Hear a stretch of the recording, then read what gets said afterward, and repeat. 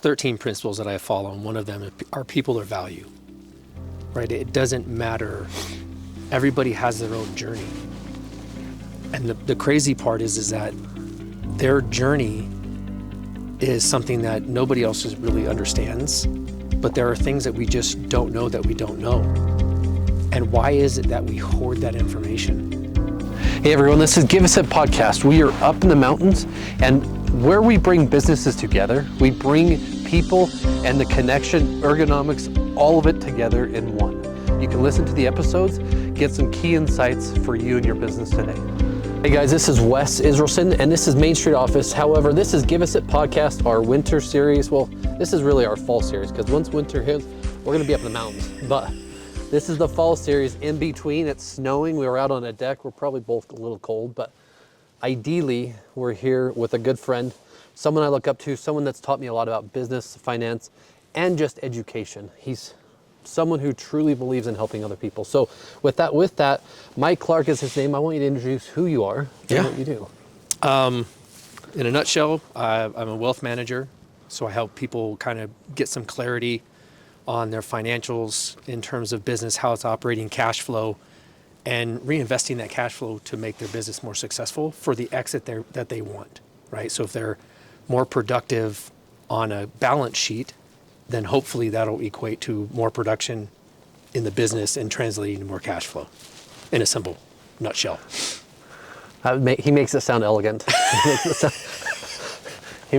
He makes it sound super easy too, and the simple fact is very few business owners understand all the numbers, right? Fair enough. And they're just not getting the data. So a lot of the things that you and I have talked about, Wes, is that, and we'll get into this because I'm interested in this chair, by the way, is that, it's odd to say, but if everything works together, right? You've got the business entity. If it's not structured the right way, you're not going to have a successful exit. If you don't have the data that you need from your financial team, your CPA, bookkeeper, whatever the case is, then you're not making an educated decision on how the business grows. And there's so many business owners that are making more money, but they feel like they don't have any cash. And the reason is they're not getting that data, right? And it could be a variety of ways. And I think it's one of the challenging parts is that at the end of the day, the people that should be helping the business owners aren't communicating as a team. Everybody's operating in silos. And when it comes to the business owner asking a question, it's, oh, that's not my job, that's their job. Oh, that's not my responsibility, it's their responsibility. When it should be the collective works together and a tax strategy is in line with the tax filing, which is in team with cash flow and everything else, right? Yeah. And so that's the challenging part. So I think it's been close to 2 years. I don't know if it's been 2 years. I got to meet Mike through Trust Integrity and a mastermind. And my, gosh, that's funny. 2 years? Yeah. I'm trying to think of how long, because at this mastermind, I got to show up. I was a guest from Hatch, right? He invited me in, and then I got to meet Sue and a bunch of other great people, Anthony, right. But for whatever reason, I got to meet Mike on a different level. He started teaching me, and this is what I love. So in a business, when we talk about chairs, we fit Mike to this chair before we started, and it's different. He can tell you what that means, and we're not going to get into that yet, but he said to me early on, hey, Chad, I know these things, I can teach you. Do you want to learn? And then financial wellness or even planning. So as a business owner, what are you doing? When are you going to exit? What does that look like for you? Or cash flow in the business. And then instead of just me talking to you, why don't we just put all these other people around us? Get the CPA, get the tax strategist, get the financial, getting all these people around it. Can you talk a little bit more about that? And why is that such a huge thing to you? Why do you want your customers to do that? Why would you want to? Well, because, Wes, there's 13 principles that I follow, and one of them are people or value, right? It doesn't matter. Everybody has their own journey. And the crazy part is that their journey is something that nobody else really understands, but there are things that we just don't know that we don't know. And why is it that we hoard that information? Like, why is it that we just can't freely share that information with people without having an ego and saying like, look, I have this information, you need to pay me for it? Well, there's an abundant side of things where, I mean, look, just go online and Google things. But if you don't even know what to look for, then why aren't these people helping business owners make sense of something, right? Why are they not, hey, have you ever thought about, what about this? And start asking questions in a different frame to get better answers. And just kind of let go, which is funny because Brian in there said, let go, right? Just be part of the journey. And that, I think that's the thing, is business owners, they're kind of the egocentric, a lot of them. So they don't want to hear other answers and they don't want to ask other questions. And a lot of professionals on the finance side, they're so afraid of upsetting a client and losing a client because they don't have a system or process to acquire new clients. So it's just this downward spiral of, I'm going to hoard my information and protect it. And if you want it, you can pay me for it. And that's just not the way to be. Like, just open up and help, right? It's not going to hurt anybody. And you know what's crazy is, I don't know how many episodes exactly we're in, but the funny thing is as I started as a business owner, not that I was starting a company, but I bought into a family business, which is still family to me. I thought I'm the only one going through this. Right. How many times do you hear your clients say, I've got this problem? You're like, half of the other small businesses or people looking to increase their wealth for their retirement, going through something. So many times. I mean, it's so many times. I mean, I look at portfolios just on that side of the business, and it's amazing how many other financial advisors will put all their clients into literally 6 different mutual funds. And the clients are like, oh, I'm diversified. And you look at them, you look at the core holdings of these portfolios of these mutual funds, and they're all the same. And so if one goes down, they all go down. And so it doesn't, see, Wes, this is the thing that's frustrating. It doesn't take much to do just a little digging into something. And people trust, and they should, right? As humans, we err on the side of trust, and we really should. The challenge is that I had an old boss tell me, verify. It doesn't take much to look into mutual funds and say what's going on. It doesn't take much to look at your cash flow statement as a business owner and ask questions as to why this is. And here's a great story. I had a business owner. He was working with a colleague of mine out in Florida and working on tax credits. And he went to a CPA and said, hey, this outfit, they don't file taxes, they just do tax credits and business incentives. They identified roughly $150,000 of business incentives that I can get through the government, right? And the CPA said, look, that's not possible. If it were possible, I would have done it. And the guy walked away from $150,000. No, wait. Now let's just say for, as an instance, it's $75,000, right? Let's just say the company overshot it. The guy walked away from it. And tell me what business owner couldn't use $75,000? And I don't care if it's pre-COVID, post-COVID, boom in an industry, you're booming in your particular niche. Any business owner could use $75,000, but for the CPA said it, and for some reason, like physicians, we put them on pedestals. And it's like whatever they say is it. And in reality, they're just business owners too. No offense to them, but they are. And even like you just said, here's a simple fact, right? Even our employees, but anyone who partakes in a 401k just pays money for someone to manage something that they don't understand. So similar, you're saying the business owner just doesn't understand. He got advice from somebody that it can happen, but as CPA, the person he trusts said it can't. So he stops instead of, well, what if? Yeah. Why? What if what if something else could change? Because that cash flow, even that money for the taxes, which we have to pay taxes, but outside of that money could go to grow the business. It could go to an employee. It could go to chairs. It could go to a wellness something. program. It could go to an abundance of things. And here's a question. So you have a CPA as an example, and you hear about bookkeepers and accountants and controllers and CFOs. And here's a question that I would ask any business owner to ask themselves. What's the difference? That's a good question. What's the difference between a bookkeeper, an accountant, a CPA, a controller, and a CFO? And if you don't know that answer, get the answer, because they all have different roles and very specific roles. And I've had far too many business owners, they'll call me and they'll say, hey, I need a CPA. Okay, well, what do you need? Like, what are you looking to do? Well, I need my books reconciled. That's not a CPA, right? I need my accounts payables and accounts receivables handled. Well, that's not a CPA either. Or I need a vision for my company because I'm looking to raise capital.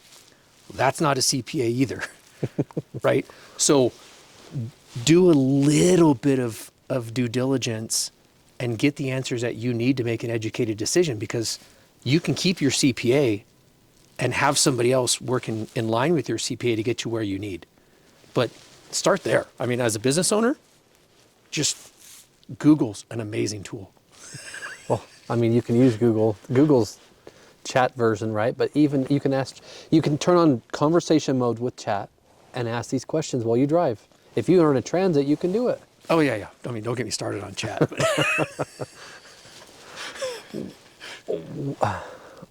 Why educate your clients? Why educate the public? Why do you put out so much content to help others? Because I didn't come from money, and there's a relationship that I had with money that my mom taught me was just work and save. Work and save, work and save, work and save. And I remember I bought a Guess watch, and I was working at a golf shop. And the watch. And he's a great freaking golfer, by the way, just so you guys know. I can hit the golf ball. But I bought a watch, and it was like $60. It wasn't like a crazy expensive watch. And she got so mad at me. And I was like, it's just a watch. Like, why? Like, I work for my money. Like, I don't buy things. Like, I'm not crazy spender. And so as I was going through my career and I started selling medical devices and my income went up, everybody said, you need to do something about taxes. And I'm like, I don't know what you guys are talking about, right? And so I was going to a CPA, and he wasn't telling me anything. So when I went through a financial education process that I went through to learn how the wealthy manage their money, my thing was how come everybody doesn't know this? And so I left my job for Johnson & Johnson after 5 years, and that's why I moved to Utah, because people don't understand, one, the tools that they have available to them, right? And everything's a tool. There's a utility in every financial instrument that we have, and whether that utility is aligned with you is something of a different conversation. But the reality is everything's a tool. But if you don't know what tool's out there, then how can you be successful in your financial journey, right? Because your journey and my journey are two different things. It's like a fingerprint. But if you're looking at Uncle Bob and he's telling you to go do Bitcoin, but you have no idea what Bitcoin is, you have no idea what blockchain is, why are you putting money into it, right? Why are you putting money into a 401k? What's the difference between a 401k and an IRA, right? What's the utility of these two things, right? So my biggest thing is knowledge is really, I would say it's free. It's not necessarily free in some sense, but I have it and somebody taught me, and why shouldn't I teach other people? Like it only makes everybody better, and we can make better decisions. And right now financial literacy is not moving in the right direction. And we talked a lot about financial literacy in a couple meetings that we've had, right? And even me as a business owner, I'm not my partner. I'm not the CFO. I don't understand all the numbers. And thank God we have him, because I don't need to. I can stay where my strengths are too, and know that he can do it. We can talk numbers. We can go through some of the stuff, right? But diving through or even delving into all of the aspects in which, how do you tax plan, or how do you talk to the CPA versus a financial planner and or a tax strategist? Like, what is your next, like in our conversation, you asked, I think it was last week, we said, great, your CPA is going to do your taxes, but we should be planning already for next year, right, with the tax specialist person, right? So I've heard you say multiple times, I didn't come from money, right, and you love helping people. Yeah. You know, something you said earlier on in our relationship, just talking, is you started creating chat to help do these things for your grandchildren. Yeah. Can you talk a little bit about that? So generational wealth, we hear that a lot, right? And it doesn't matter if you're just parents, business owner, it doesn't matter. But we talk about generational wealth, and you hear it quite a bit now on social media. And everybody talks about it in terms of a dollar amount. Like you have to leave millions for your kids. But in reality, generational wealth is just knowledge, right? Teach your kids what nobody ever taught you, right? Nobody ever put together a savings account for me as a kid. And so that's one thing that I learned as I got older as a tool, right? And I don't know, it could be millions when the kids get older, I don't know. But the reality is that it doesn't take much to start. Like I put $20 in a month. There's 5 grandkids. So what? But as they get older, then they understand what that savings account is. There's money in that savings account. Now we start having honest conversations when they're able to have those conversations about what is a dollar? What is the utility of that dollar? What can you do with it? You know, and start giving them options and have them start making decisions at a young age so they understand the tool that they have, not just to go spend, because that is a relationship with money that some people have, just spending it, but understanding that there's value in it. You can do a lot with it. But Grant Cardone talks about it all the time. Your obligation is to make money so you can better serve the world. Yeah.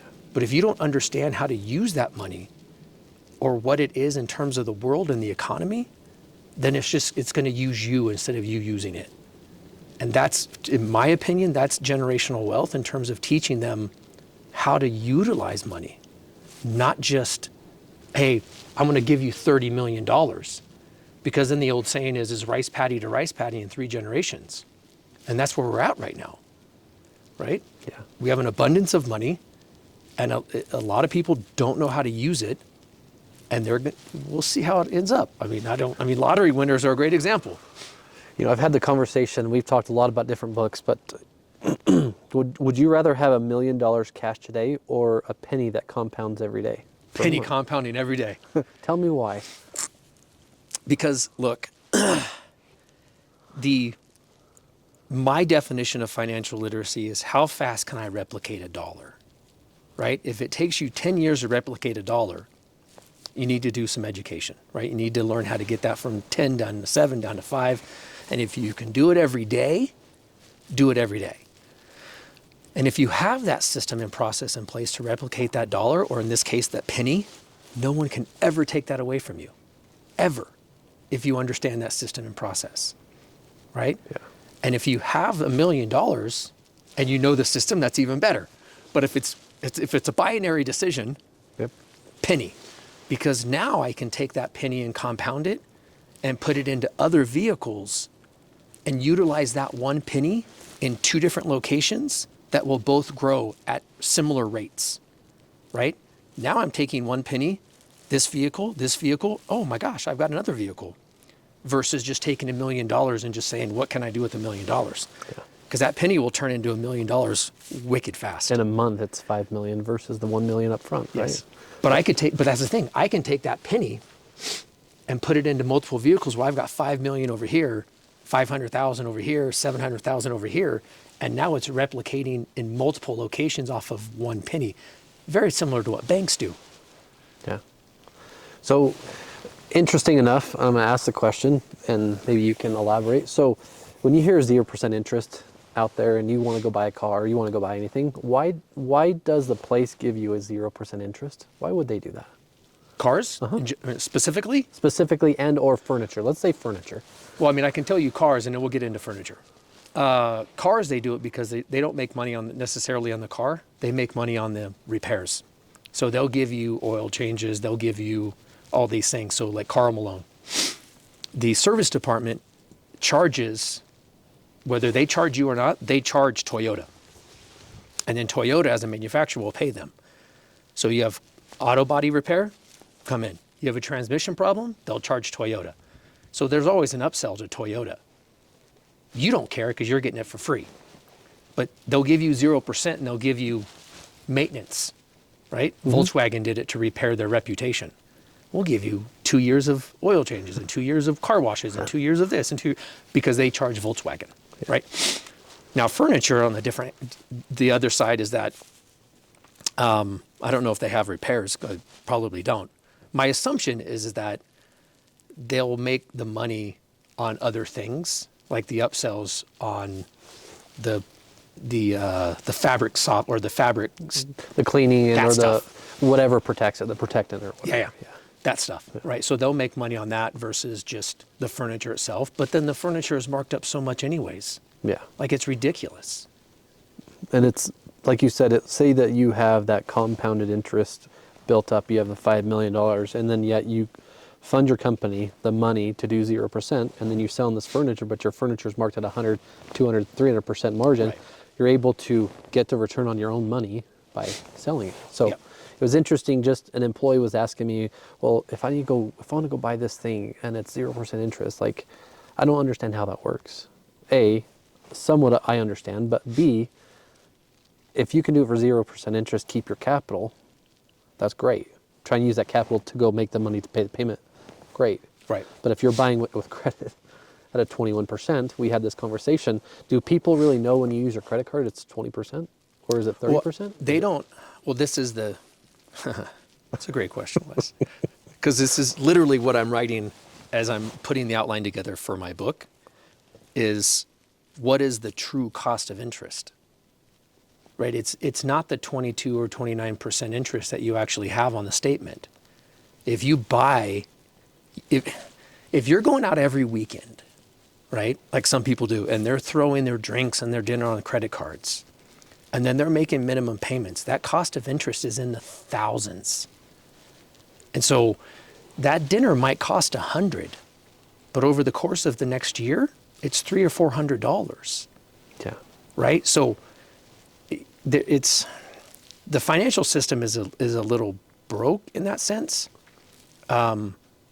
We can get into blockchain and maybe in a different conversation, but the system is kind of set up to keep people in perpetual debt because they don't understand the cost of interest, right? The true cost, and that's a problem. Yeah. And we talked about the Rich Dad's cash flow quadrant, right? Yeah, you have employee, you have small business owner, you have business owner, and then you have investor. You have different categories. But in that book, he talks multiple ways about how to invest, what an asset is versus a liability. Right. What is an asset, layman's terms for people out there, and what's a liability the way you would see it? An asset makes you money. A liability can put you in harm's way financially if it makes a bad decision, right? As an example, a lot of people say houses are assets. Well, a house costs money to maintain. A house can catch fire, right? There's a lot of things that could go down with a house, right? The market could take a downturn. You can't sell it. So there's all kinds of conflicting ideas and opinions about houses being assets and liabilities. In my opinion, a house is only an asset when you sell it. If you make money. If you lose money, it's horrible. Cars are liabilities, right? They lose value. The interesting thing in the era that we live now, Wes, is you think about the amount of information that we have available on the internet. And so even 20 years ago, we only had 401ks, IRAs, we had the stock market. Now you can go online and put $500 into a commercial property. You can put $500 into hard money lending. There are so many opportunities to invest money for a rate of return, which we can get into why you don't want to chase rates of return. But you have the ability to truly diversify your income and have it actually grow for you in something that's more in line with what you want to do versus just throwing your money at the stock market. And I would encourage people to do that research. And I joked about it with Trust Egrity. Like, dude, don't spend Sunday afternoon watching football all day. Or at least if you do it, pick up a book. Like, open your phone. Do, like, on commercials, look at something. Yeah. Right? You could do private equity deals for $100, $200, $300 $300 online now. You don't have to be a venture capitalist anymore. all of this is open to all of us. And it's been there for 13 years. And yet people still, I don't know what to invest in. Like, what do you want? Like, what are you in line with? Yeah. You know, I want to try to lead back into furniture, but on that same subject, and this is the bigger point of why I'm going down a road to get you to get an answer. So when my daughters were first born, as they got older, we'd buy toys, or my mom would buy toys, or whatever. Right? So every time we set up a thing, every time they get something, they have to give something. Right. So you get one thing brand new, great, or whatever. You can get your sissy's thing or whatever, but you have to give something away, and or you have to donate it. Either way. However, if you take that same mindset from the child and you push it into money, every time you spend $100 on a weekend, you should invest $100. Mm-hmm. That would be such a great thing to teach a child at a young age, turn it into money, and show them what it can do, because it will stress them to not want to spend the money. It'll make them think about what money can do and what it should do, right? Want versus need. Absolutely. And separate the two.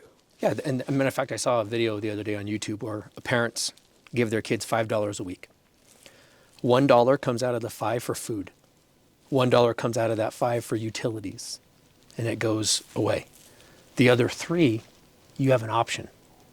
What do you want to buy with it? It's your choice. You can save it and buy something big. You can save it and invest. You can just save it to save it. It's your choice, right? But that way they start to understand the utility of money and what it can do and how it can grow at a younger age versus just buying things. Yeah. Right? And the greatest line, I always joke with my wife because we have grandkids and she spends money on them, is that on the Christmas, the Grinch, right, with Jim Carrey. And he goes fanatic and he's like, it all goes to the garbage. It all goes to the garbage. Nobody cares. And this is like, you remember what you got when you were 6 years old for Christmas? Not even a clue. Nobody cares, right? And so you think of that story, right? As your kids grow older and you're teaching them the utility of money, that matters.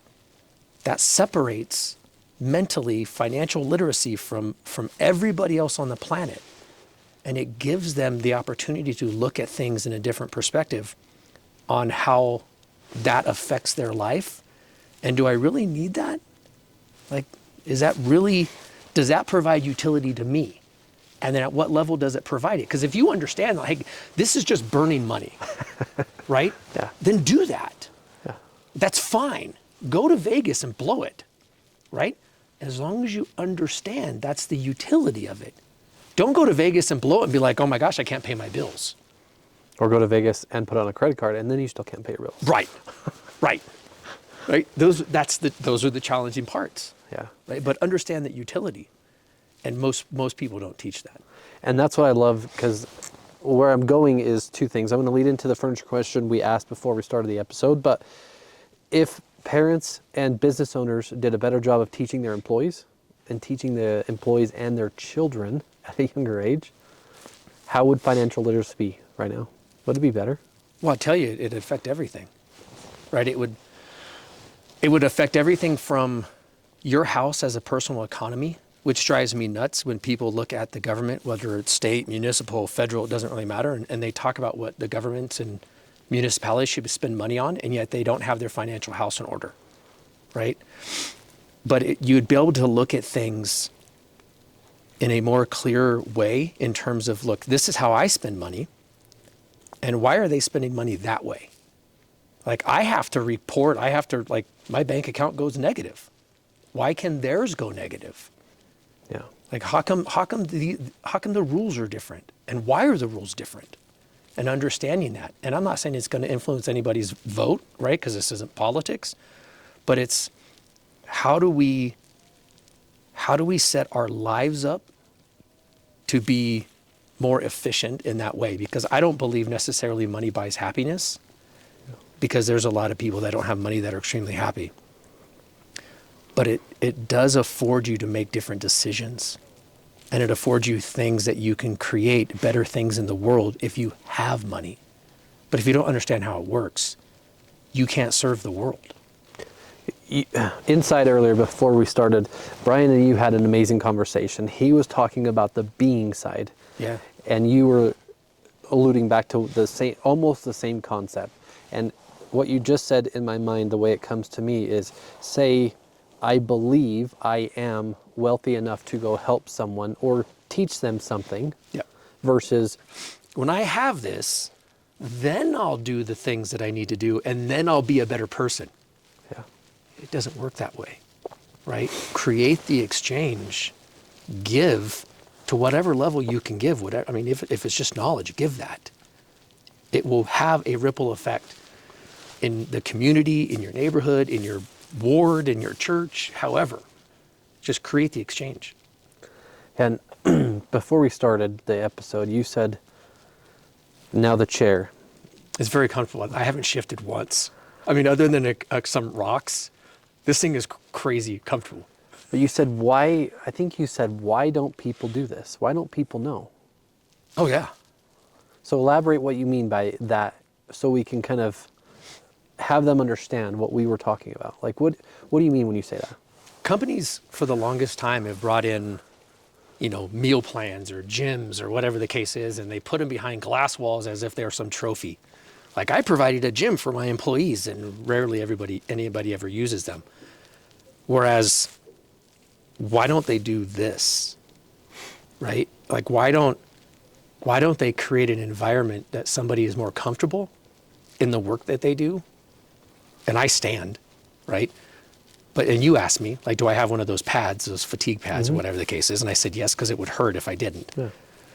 But I've never sat in a chair, and I don't mean to plug you right now, but I've never sat in a chair that I haven't shifted. And this thing is crazy comfortable. And we're in 30-degree weather outside. Yeah, yeah. And and so I don't know, Wes, I wish I knew. I wish I knew that, look, HR people don't talk about 401k plans. They don't talk about a lot of things. And this is one of those things that I would add to the list. And because we have fractional HR people that we work with, and I would love to tell them about this, right? Create an environment that somebody can be more productive. Yeah. If they're more productive at whatever they're doing, and there's some ROI, which sometimes you can't calculate an ROI, and I get that. And not everything is ROI driven. But if you can be more productive in your workspace, then you're going to feel more comfortable with working longer, which I don't necessarily advocate working longer, right? There's got to be balance. But then the company is better off for it. Yeah. So get rid of the treadmill that nobody uses and buy a chair. I mean, that treadmill's 10, 12 grand, right? I mean, they're not inexpensive ones either, but. Oh, no, yeah. We talked, is it just a financial thing? Is it just a number thing? Like, is it really just the cost of the chair? Is that why businesses don't do it? And I would tell you, always, they build the building, they want it to look, their glass portraits, whatever, they want all that to look nice. And again, architects drive it, so I'm okay with it. Looks mean a lot to certain people. Great. I like what I like, and I'm okay with that. Yeah. Outside of that, furniture's always the first budget to be killed, and ancillary. Right. And if I'm going to go buy 1,000 chairs at $800, $900 a chair, can I get one at $200? Right. And my argument for that, which you understand now, is a mattress costs you $3,000. I don't know what your cost, but a mattress costs someone $3,000. They spend 6 hours, 8 hours in it. Right. But they spend 10 hours in that chair, and the employee sits 8 hours, 10 hours there.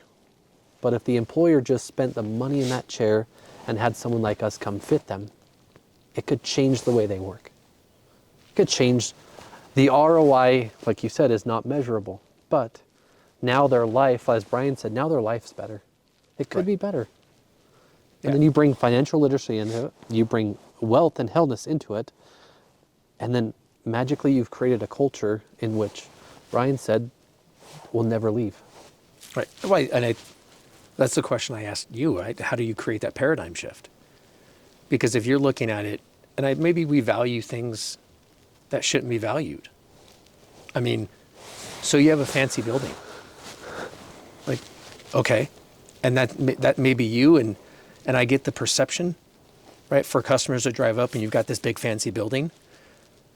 But if the core's rotten, meaning your employees are unhappy, then what's it matter if the building is, right? And maybe, I don't know if we're ever going to shift that, because that is a challenging part. I mean, I worked with a company out of Israel that did switchable glass, and it was always the first thing to get cut.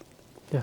And by the way, switchable glass should be cut. I mean, it's wicked. I mean, it's super cool. It's one of those nifty things, right? But you look at all the fancy lighting that happens, and great, there are efficiencies to that. I get that. But you look at some of the things that we spend money on, a gym, right, at Adobe, which, by the way, is behind glass and it's trophied, right? We installed all the glass there, so we totally understand. Right? Yep. But why do that when to your point, you're sitting in this thing for 8-9 hours a day? And I don't know how you shift that paradigm. It'd be interesting as an experiment to do that and educate individuals on how to do that. But it's an interesting question. And our goal is to educate everyone watching, listening, that same thing. Because not only am I learning from Mike about the financial side of business and life, how to invest, what employees should look like, but really we're talking about how to invest in yourself, really. Right. Knowledge. And knowledge goes back to eating, working out, finance, or as Brian said, I think finance, because I think, I don't know, anyway. And I mean, if you don't take care of your body, your core gets rotten. If you don't take care of your financial literacy and or invest correct, your core can be rotten. Yeah. If you don't take care of your employees with chairs and or the right stuff to make them productive, like you said. Well, look, here's the interesting thing, is that, and people really start rolling their eyes when I talk about this.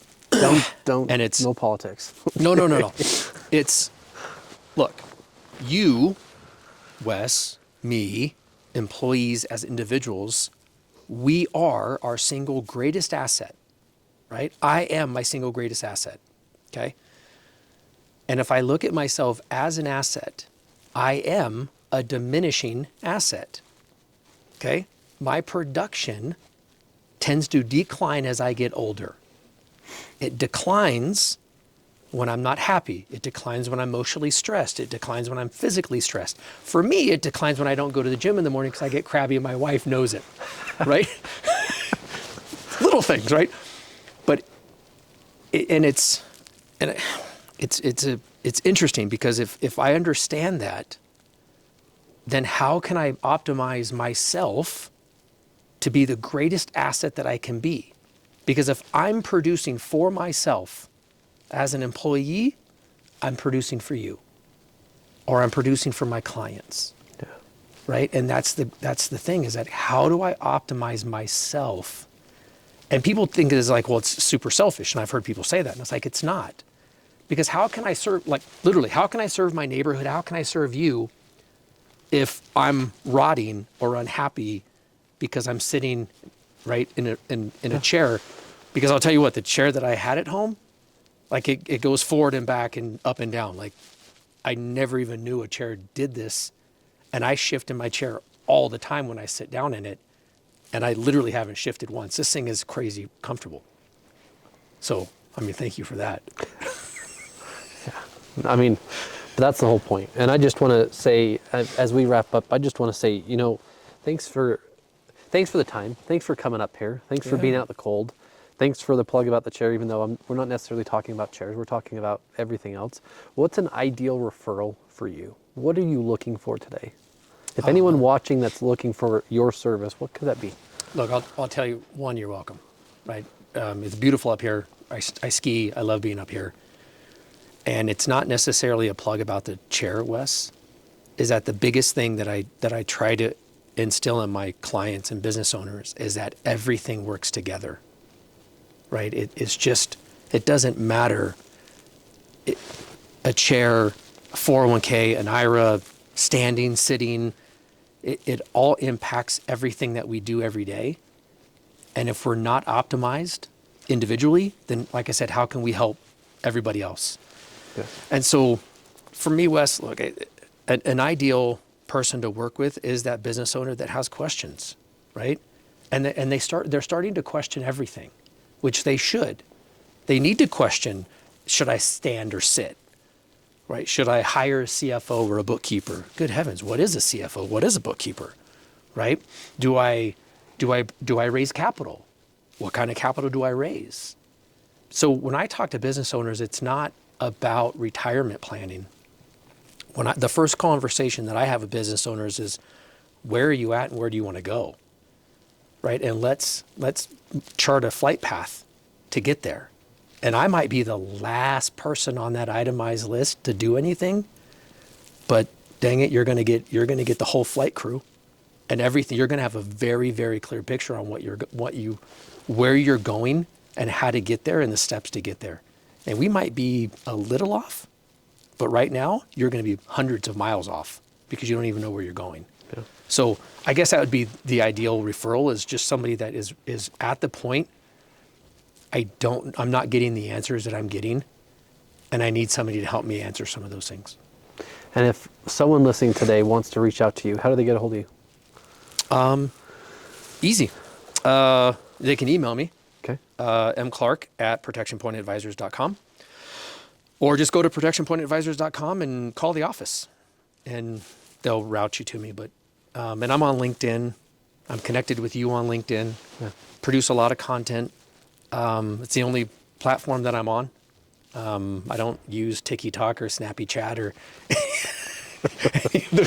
any of those other platforms. I am solely on LinkedIn, and I'm not hard to find. Okay. Well, thank you so much. Yeah, buddy. And this is Wes with Give Us It Podcast, our first fall series episode in the cold weather, and we cannot wait to keep going. So stay tuned for the next episode. Thank you.